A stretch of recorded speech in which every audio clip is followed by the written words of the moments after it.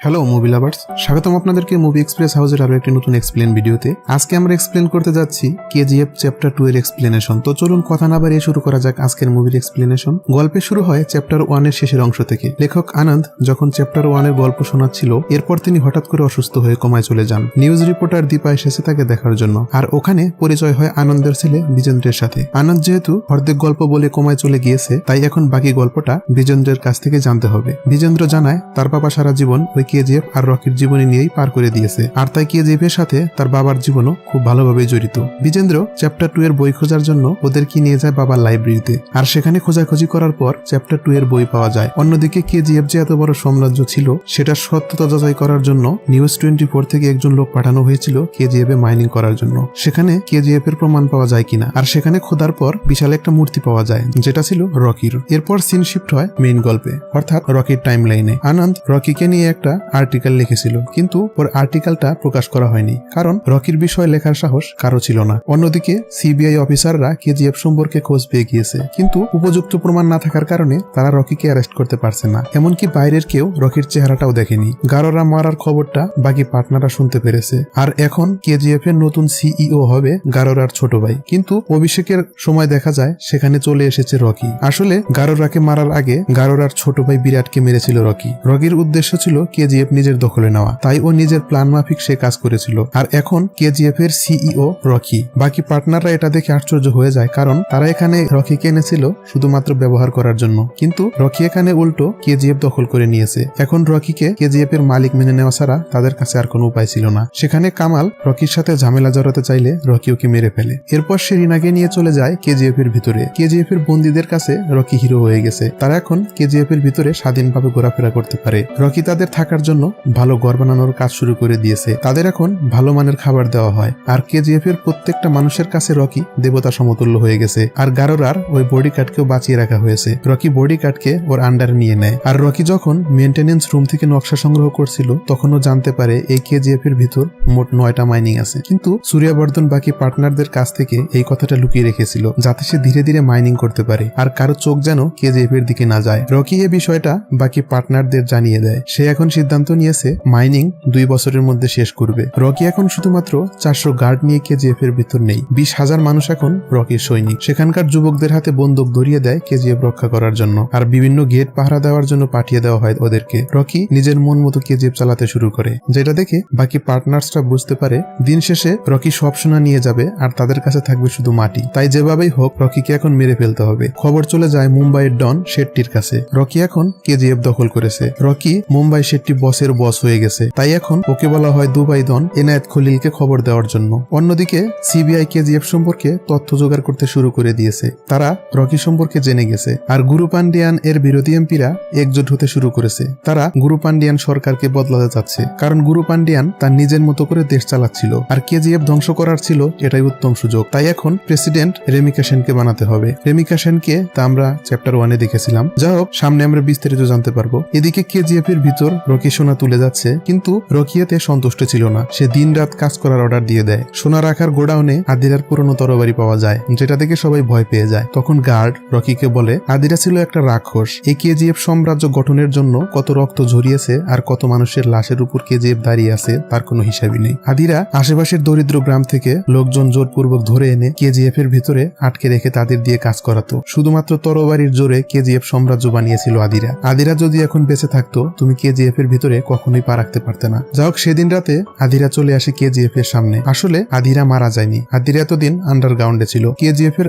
Outpost 1 সে কবজা করে নেয়, কিন্তু সে কেজিএফ এর ভিতরে প্রবেশ করতে পারে না। অন্যদিকে দেখা যায় অ্যান্ড্রু এবং দয়া মিলে রাজেন্দ্র দেশাইকে মেরে ফেলে, কারণ যেহেতু রিনা ছিল কেজিএফ এর ভিতর, আর রিনা যদি ওর বাবার মৃত্যুর খবর শুনে তাহলে সে অবশ্যই বাইরে আসবে। তখন তার পিছনে পিছনে রকিও বেরিয়ে আসবে, তখন তাকে সহজে মেরে ফেলা যাবে। প্ল্যান মাফিক তারা রাজেন্দ্র দেশাইকে মেরে ফেলে, আর সেটা রিনা টিভিতে দেখতে পেয়ে গাড়ি নিয়ে বের হয়ে পড়ে বাবাকে দেখার জন্য। রকি এটা জানতে পেরে রিনার পিছু পিছু গাড়ি নিয়ে যেতে শুরু করে। অন্যদিকে আদিরা রিনাকে ধরে ফেলে। রকি সেখানে পৌঁছায় আর আদিরার লোকগুলোকে মারতে শুরু করে, আর আদিরার সাথে ফাইটিং শুরু হয়ে যায়। কিন্তু দেখা যায় আদিরা রকিকে একটা গুলি করে, কিন্তু রকিকে না মেরে রকিকে ছেড়ে দেয়। আসলে আদিরা রকিকে ওর পাওয়ার দেখাতে চাচ্ছিল। অন্যদিকে দেখা যায় ডন শেট্টি মুম্বাইয়ে রকির লোকজনকে মেরে ফেলেছে। অন্যদিকে আদিরা কেজিএফ এ ঢোকার সব রাস্তা বন্ধ করে দিয়েছে। কেজিএফ এর অবস্থা এমন যে না কেউ বের হতে পারবে আর না কেউ ভিতরে ঢুকতে পারবে। এদিকে রকি তার মহলে আহত অবস্থায় আছে। রকি ফোন করে মুম্বাইয়ে ওর কাকার কাছে, ওকে এখন বের হতে হবে। এই কেজিএফ ওর জন্য এখন আর নিরাপদ নেই। আর কাকাকে বলে ওর হয়ে একটা কাজ করার জন্য। এরপর রকি অনেক টাকা পয়সা নিয়ে হেলিকপ্টার করে বেরিয়ে যায় দুবাইয়ে এনায়েত খলিলের কাছে। রকি এনায়েত খলিলের কাছে গিয়েছে বিজনেস ডিল করার জন্য। এনায়েত খলিল আফ্রিকা থেকে সোনা বিভিন্ন চেকপোস্ট ঘুরিয়ে তারপর ইন্ডিয়া আনতো। রকি অফার করে সোনা তার কাছে বিক্রি করার জন্য। এনায়েত খলিল বলে, তোমার অলরেডি লেট হয়ে গেছে, আর একটু আগে আসলে আমি তোমার সাথে কাজ করতে পারতাম, কারণ মুম্বাই ডন শেট্টি এখন আমার সাথে কাজ করছে, তাই আমি মুম্বাইয়ে খুব সহজে আমার জাহাজ নিয়ে যেতে পারবো। ডন শেট্টি তোমার বিপক্ষে, আর আমি যদি তোমার সাথে হাত মিলাই তাহলে আমি মুম্বাইয়ে ব্যবসা করতে পারবো না। অন্যদিকে আধিরাও কেজিএফ দখল করার জন্য এগিয়ে যাচ্ছে, আর তুমি এখন একা হয়ে গেছো, তাই তোমার সাথে এখন ব্যবসা করা আমার জন্য বোকামি হবে। ঠিক তখনই এনায়েত খলিলের কাছে ফোন আসে মুম্বাই থেকে। জানানো হয় তারা যে সব লোক পাঠিয়েছিল জাহাজের সাথে করে সবাইকে রকি মেরে ফেলেছে। আসলে রকি দুবাই আসার আগে কাকাকে এই কাজটা করার জন্য বলেছিল। এনায়েত খলিলকে ওর সাথে ব্যবসা করার জন্য বাধ্য করার জন্যই এমনটা করেছে রকি। আর এখন এনায়েত খলিল বাধ্য হয়ে রকির সাথে ব্যবসা করতে রাজি হয়ে যায়। এবার রকি পাওয়ারফুল সব অস্ত্র নিয়ে চলে যায় কেজিএফ এর দিকে, হামলা করে আদিরার বাহিনীর উপর। সেখানে আদিরা সহ সব সেনা আহত হয়। রকি আদিরাকে না মেরে ওকে ছেড়ে দেয়, আর ওই লোকটার হাত কেটে দেয় যে রিনাকে টেনে নিয়ে গিয়েছিল আদিরার কাছে। যাই হোক, এরপর রকি চলে যায় মুম্বাইয়ে ডন শেট্টিকে মারার জন্য, কারণ রকি যখন আহত অবস্থায় ছিল ডন শেট্টি ওর মজা নিয়েছিল, আর রিনাকে নিয়ে সে বাজে কথা বলেছিল, তাই রকি ডন শেট্টিকে মেরে ফেলে। অন্যদিকে রামিকা সেন ইন্ডিয়ার প্রাইম মিনিস্টার হয়ে গেছে। সিবিআই প্রধান ওনার সাথে দেখা করতে আসে, আর রকির সম্পর্কে সব ডিটেলস জানায়, কিন্তু তার কাছে রকির কোনো ছবি ছিল না। সে জানায় ওর থেকে বড় রাক্ষস ইন্ডিয়াতে আর একটাও নেই। আমরা যদি স্পেশাল ফোর্সও পাঠাই তাহলে ওর কিছু করতে পারবো না, কারণ কেজিএফ এর আশেপাশের 15 লাখ মানুষের কাছে রকি দেবতা হয়ে আছে। তাই কেজিএফ এর ভিতরে আক্রমণ করা বাইরে থেকে সম্ভব না, কারণ 15 লাখ মানুষ ওর এক কথাতেই জীবন দিতে প্রস্তুত। যা হোক, কেটে যায় আরো 2 বছর। রকি কেজিএফ এর ভেতরের অবস্থা সম্পূর্ণ পরিবর্তন করে ফেলেছে। সে কেজিএফ কে নতুন রূপ দিয়েছে, আর সেখানে আনন্দ ছদ্মবেশে কেজিএফ থেকে তথ্য সংগ্রহ করত। কিন্তু একদিন সে রকির গার্ডের কাছে ধরা পড়ে যায়। তাকে আনা হয় রকির কাছে। আনন্দ ভাবে তাকে হয়তো মেরে ফেলা হবে, কিন্তু রকি বলে, খবর যদি প্রকাশ করতেই হয় তাহলে সত্যটাই প্রকাশ করো, কারো মুখ থেকে শুনে আমার সম্পর্কে কোনো কথা লিখো না। তুমি এখানে থাকো, আমাকে বোঝো, আমাকে দেখো, তারপর সেটা প্রকাশ করো। আর এখান থেকেই বোঝা যায় আনন্দ কিভাবে রকি সম্পর্কে এত ডিটেলস তথ্য সংগ্রহ করতে পেরেছিল। অন্যদিকে পুলিশ বিভিন্ন জায়গায় রেড করে রকির লোকজন ধরছে, আর সেখান থেকে এক টুকরো সোনা তারা নিয়ে গিয়েছে। রকি এটা শুনে রেগে যায়, কারণ ও ওর সোনার একটা টুকরোও কাউকে দেবে না। রকি চলে যায় পুলিশ স্টেশনে। ওখানে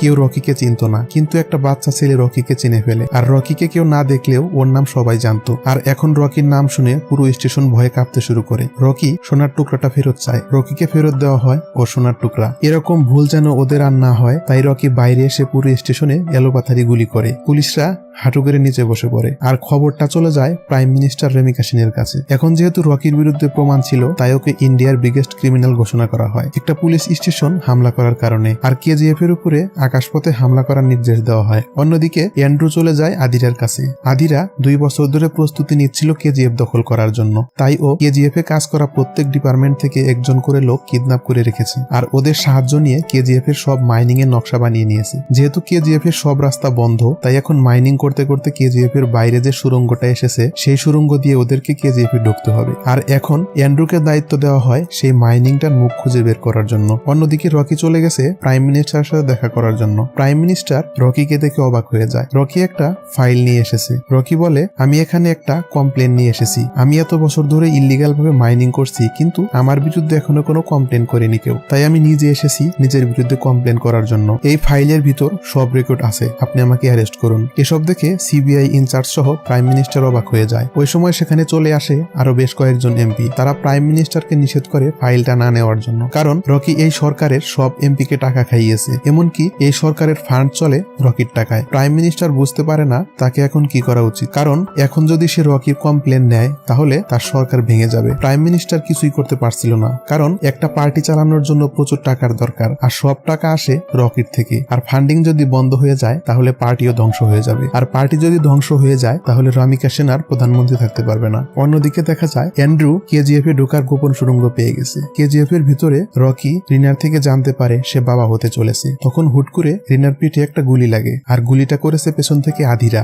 রিনা সেখানেই মারা যায়। আদিরা সুড়ঙ্গ পথে তার লোকজন নিয়ে ঢুকে গেছে কেজিএফ দখল করার জন্য। শুরু হয়ে যায় আদিরা আর রকির মাঝে ফাইটিং। প্রথম অবস্থায় রকি আদিরার সাথে পেরে উঠছিল না, রকি মাটিতে পড়ে যায়। এরপর একটা হাতুড়ি দিয়ে আদিরার তরবারি ভেঙে ফেলে, মারতে থাকে আদিরাকে। আর মারতে মারতে এক পর্যায়ে সে আদিরাকে মেরেই ফেলে। আর চাচার থেকেও জানতে পারে ওরা 3 নাম্বার গেট দিয়ে KGF এ প্রবেশ করেছিল।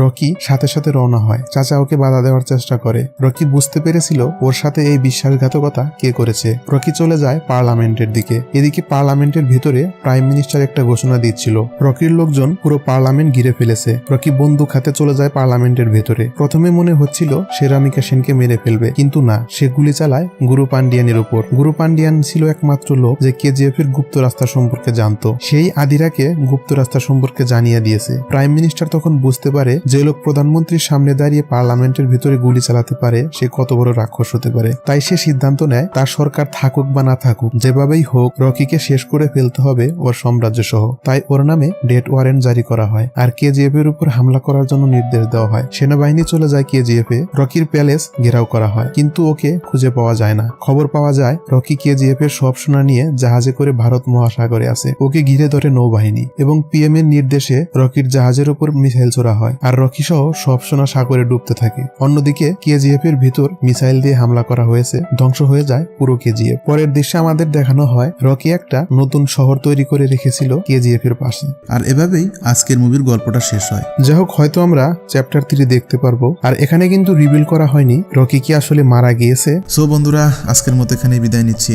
সামনে আবার দেখা হচ্ছে নতুন কোন এক্সপ্লেন ভিডিওতে। ততক্ষণ পর্যন্ত আপনি চাইলে আমাদের চ্যানেলের অন্যান্য ভিডিওগুলো দেখতে পারেন। আর হ্যাঁ, ভিডিও ভালো লাগলে অবশ্যই লাইক, কমেন্ট, শেয়ার করবেন।